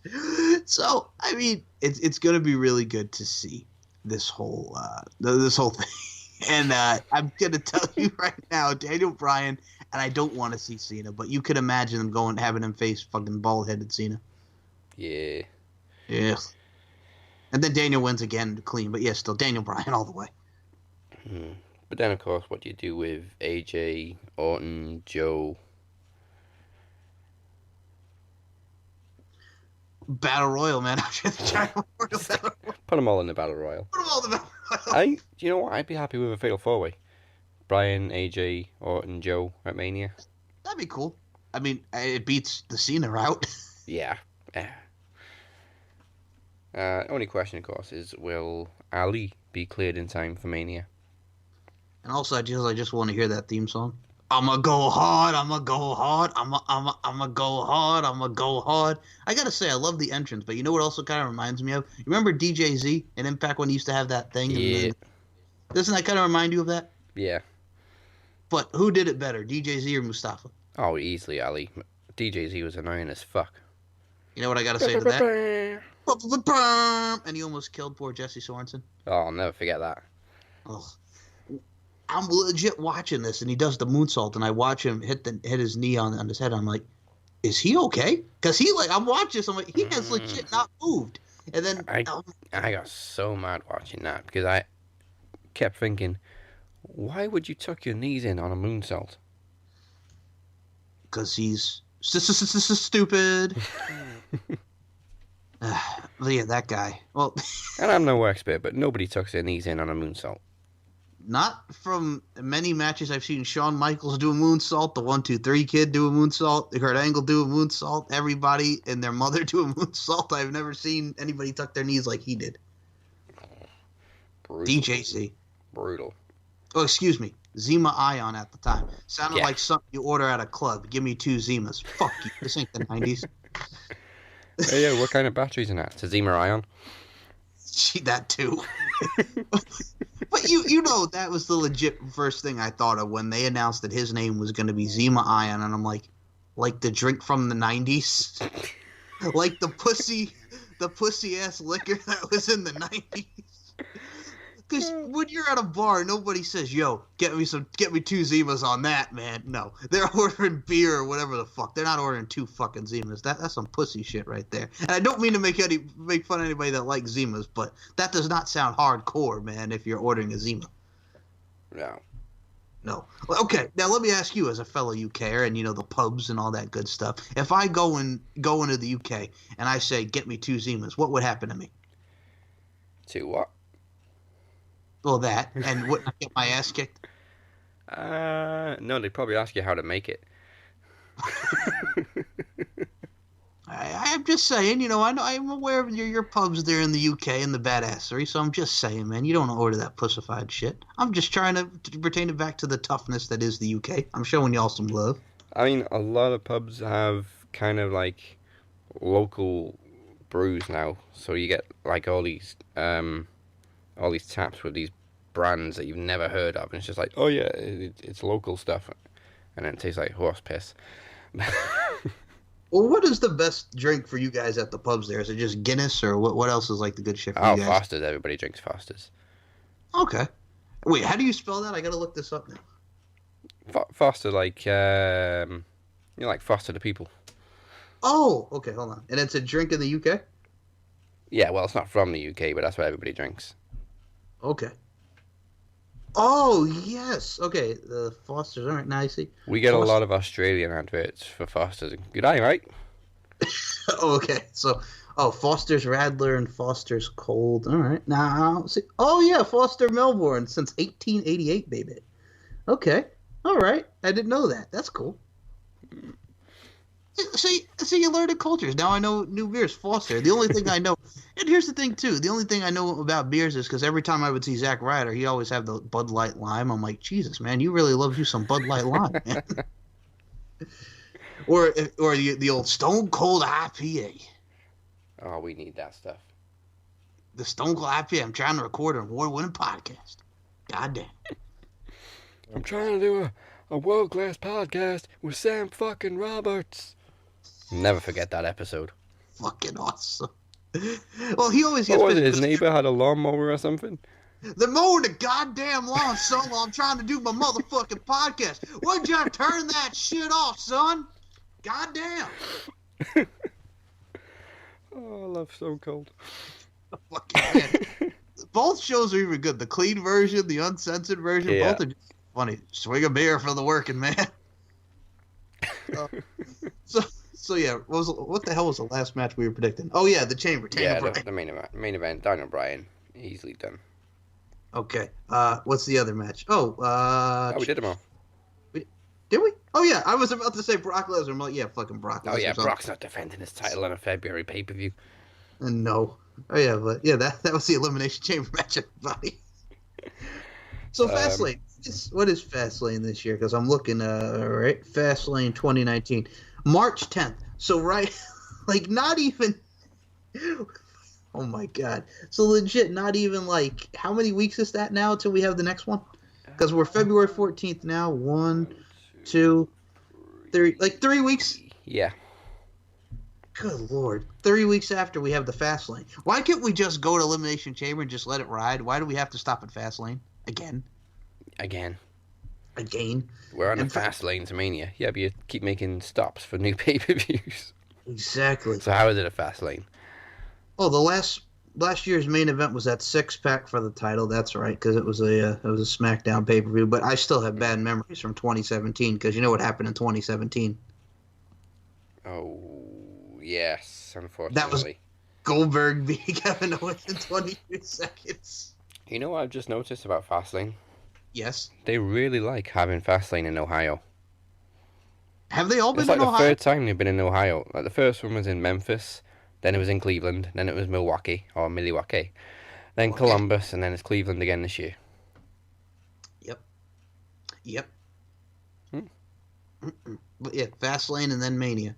As far as Hall of Fame goes, obviously the Hart Dynasty definitely need to go in as a tandem. In Yeah. the faction. Who else are you going to get for the Hall of Fame this year? Now, who's the celebrity wing going to be this year, you think? Not Kid Rock. No. Thingy. Flow Rider. Nah. Okay, I'm just going to say it, and it should happen. Lemmy. Yeah, it's way overdue for Lemmy. Or Regis Philbin. I'd be okay with Regis Philbin. Mm. I would be cool with even Cyndi Lauper if we finally get Cyndi Lauper in there. Yeah, I can't believe she's not in.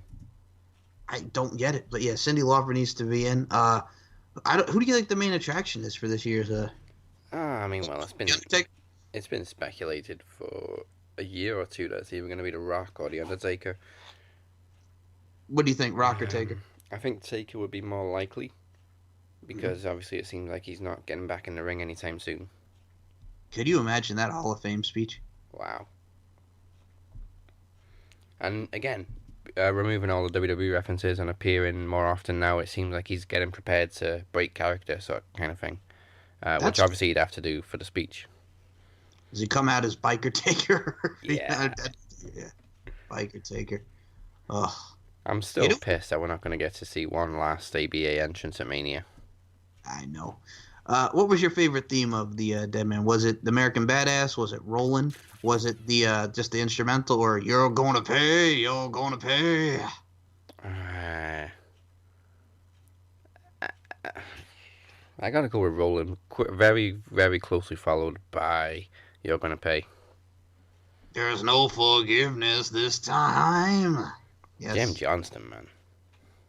It's my business, you're mine, you're mine. Oh my God. I'll run these walls to the ground. I could go all day with that. I mean, American Badass was cool, but yeah, it's Kid Rock. I don't hate Kid Rock. Well, the last year you start to hate Kid Rock. He's not rock anymore. He's country. Yeah, he's country, but he's also kind of become more mainstream, and I don't like when past rock artists become mainstream because it kind of goes soft. But I am pissed at Kid Rock for fucking up the whole American Badass thing for WrestleMania, which they were apparently planning to do. Oh, okay. Well, that, and also, you know what it is too. Like, I remember, like, when he came out with Bob with the ball, the bang, the dang, diggy diggy, and Cowboy Baby, and only God knows why. Then he went to American Badass and all that good stuff, and then Cocky and all that good stuff. But once we got to, and I like the song because it's good. But when he started singing, "I found your picture today," it's like, you know what direction he's going. Yeah. Sat down and cried today. Well, I mean, were you a fan of the Sheryl Crow and him with Picture, or you just kind of knew, like, yeah, he's going in a different direction? Not a fan. Not a fan? That's all right. That's okay. So. Bring back memories of Kid Rock, man. Jeez. But, yeah, you're right about that, because you see a lot of them go soft with it, too. It's like with Stained. Like, like, I still remember, like, all those hard songs, and all of a sudden, I'm on the outside, I'm looking in. Him and Fred Durst. Yeah. Oh. And now he's doing country, too, I think, too. Aaron Lewis with his Fred eyebrow. Durst? No, not Fred Durst. Aaron Lewis. Not Fred Durst. What? You are my favorite motherfucker. I told you. No. Not Fred Durst. Aaron Lewis with his eyebrow piercing.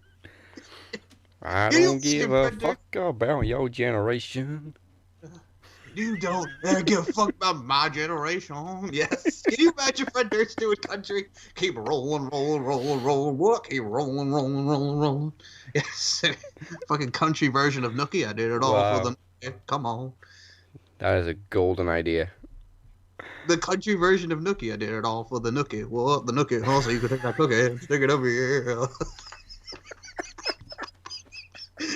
We gonna blow this motherfucking boat up. 1, 2, 3, poof. Oh, I got the best one. What, good? I'm a crack addict, son. I see I'm a crack addict. I'm addicted to certain cause of monster static. Oh, here. Fred Durst goes country. Wow. Hey, we had the Punk Goes Pop friggin' albums with friggin' oh my God, who was it? Escape the Fate doing Give me your heart, make it real. Oh, let's forget about it. Doing Smooth. Let's do Fred Durst Goes Country. God, yeah. Oh, do you...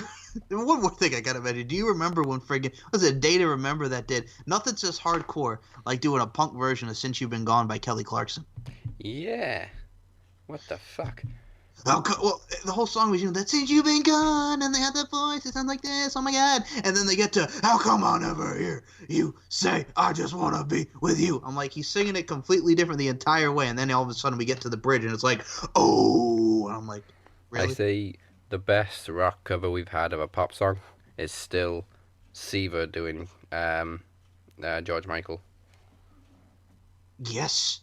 Or I was going to say, how about when Korn did Word Up by Cameo? But yeah, Seaver absolutely owned that song. They did, and we got to start using more Seether because they were, Remedy for SummerSlam, and they Fake It for No Way Out 2008. You're such a fucking hypocrite. There were so many good Seether songs, and 'cause I'm broken, I'm lonesome. Good times, man. Good times. The Punisher soundtrack. Friggin' Evanescence would Bring Me to Life, and friggin' Everybody's Fool, and they were going under. Yeah. Well, I mean, apparently they are bringing out a new album this year, so who knows when we get Moss Eva again. Oh, are they doing a new album this year? That's awesome. I think so, yeah. Oh, that's awesome. I gotta check that out now. Yeah, man. Just this fucking rock band's just coming back, man. And I mean, so good. So good. Excuse me. But yeah, I mean, or were you, so Evanescence, I think, were they under like that new metal genre?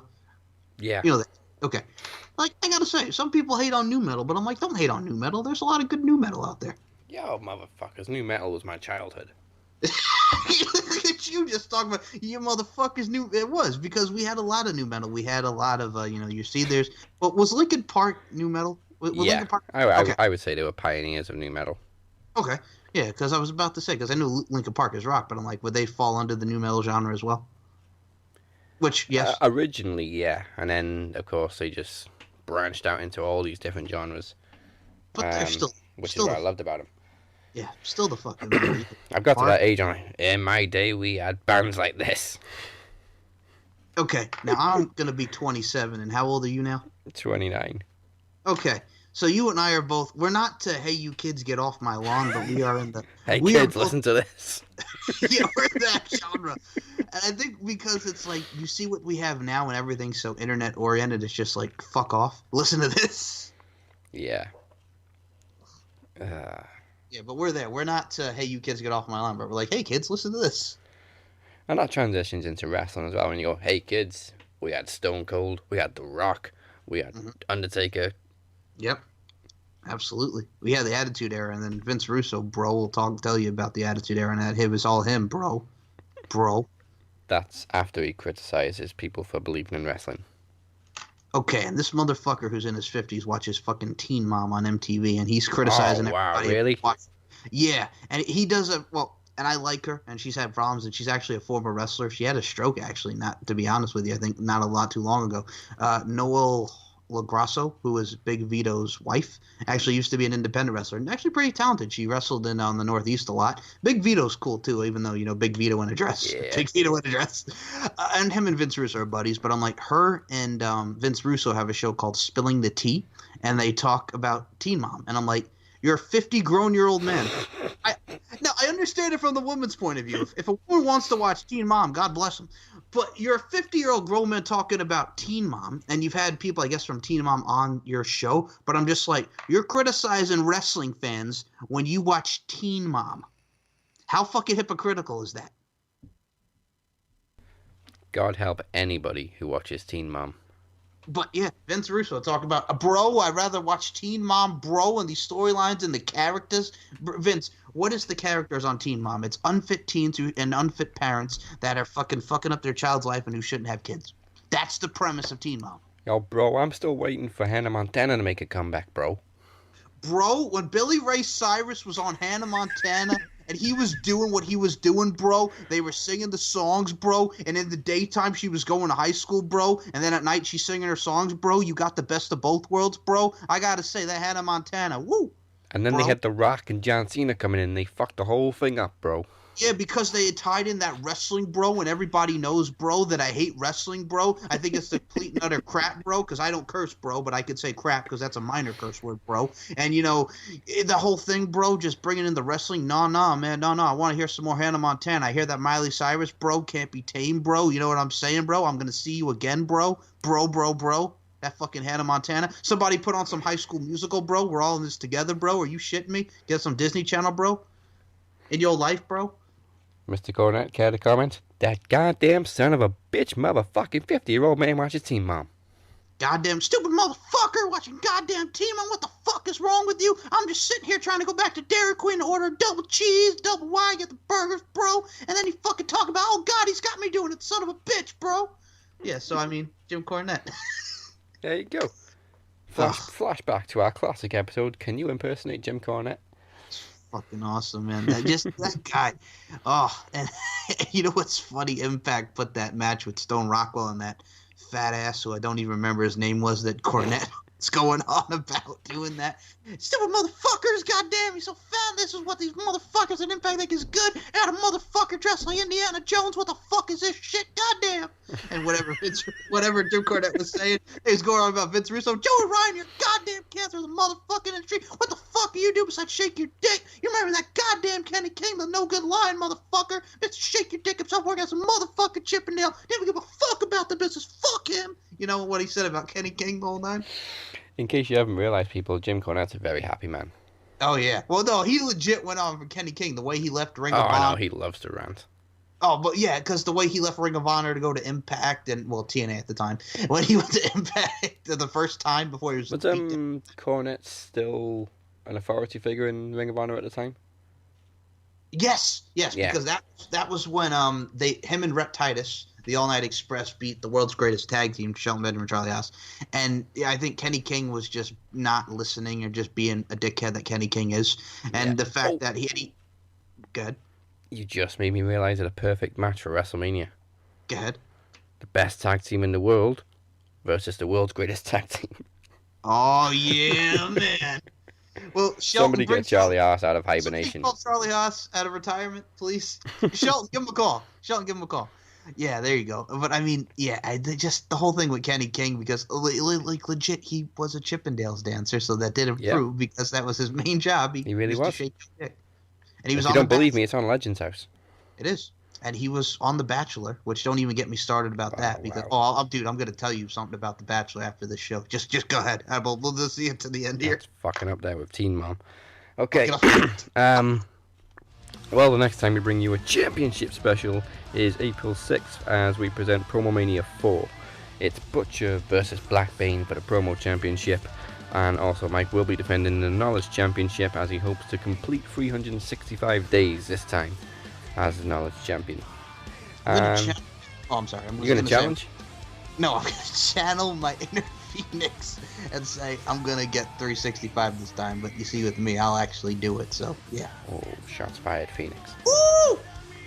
And first theme song is Cross Off by Mark Morton and Chester Bennington, taken from Mark's upcoming solo album Anesthetic, which is available March 1st on iTunes and Spotify. The second theme song will be coming your way next week. Go to maxwrestling.net for more information. And that's it for this week. You can find me at Dazzy MWP. Mike is at SM Show 1 and MCL 92. The Butcher is usually available at TOG69BHITB. I'll say that slowly just in case you didn't catch up. That's TOG69BHITB. Anything to add, Mike? Now, you can check out my latest interviews with Aston Martin, who is a porn star, and I have more porn coming, to be honest with you. That's why it kind of is upsetting because the Butcher's not here and he can't look up my latest porn star. But yeah, that'll be more porn. Yeah, it was a person, not a transformer. You'll see it. You'll see it. Alicia Toot was great to have on the show. That was a fun interview. Which sing-alongs were you laughing at that we were talking about? I can't even remember what song it was. It was just great that you just suddenly burst into a sing-along. Well, yeah, we were talking about all the songs. It was Cher. Oh, do you believe? Well, it fit because I was at the Cher concert with my parents, and Believe was the encore. So I mean, that was I got to see Cher for the first time. But yeah, that was great. We talked about music wrestling. We talked about her role in Impact Wrestling, her show on Twitch with Anthony Corelli called Beyond the Lights. For the former Santino Morello. That was cool. That was a fun interview. Just had an interview with LFC champion Roxy Roundhouse Michaels, which we talked about the new LFC calendar that's out. I just had an interview with MMA fighter Cindy Dandois, where we talked about Invicta, Bellator, UFC, her trying out for the Ultimate Fighter. One of her bouts was actually against Jessamine Duke, who we now see on NXT with Shayna Baszler and Marina Shafir. So that was pretty fun. So, yeah, a lot of good stuff. Check it out. SoundCloud, MC Larkin92, StephenMikeShow.com, SM Show 1, MCL92. I'm easy. I have the short ones in my Twitter name, so I'll block you if you're just being a dick. I'm pretty laid back on there, but if you're a dick and you're saying stupid shit that makes my head hurt, I'm going to fucking block your ass. So, boom. And, yeah. At least you didn't have to take a breath this week, because that still was hilarious, because Butcher's Twitter handle is so long. Mike has a short ones, and just in case you missed it again, Butcher's is TOG69BHITB. Blame Twitter. I love it. Go ahead, man. And you know where to find us on social media. It's at Max Wrestling UK, Max Wrestling Interactive on Facebook, and we're also on SoundCloud, YouTube, and iTunes. Make sure you check out maxwrestling.net. Keep a lookout for more shows, including Screen Gems and Throne Zone, coming up in the near future. And if you can, enjoy Elimination Chamber this Sunday. We'll be back next week for the results. We must now bid you adieu. Goodbye. Mwah, and good night. Bang! Switchblade, motherfuckers.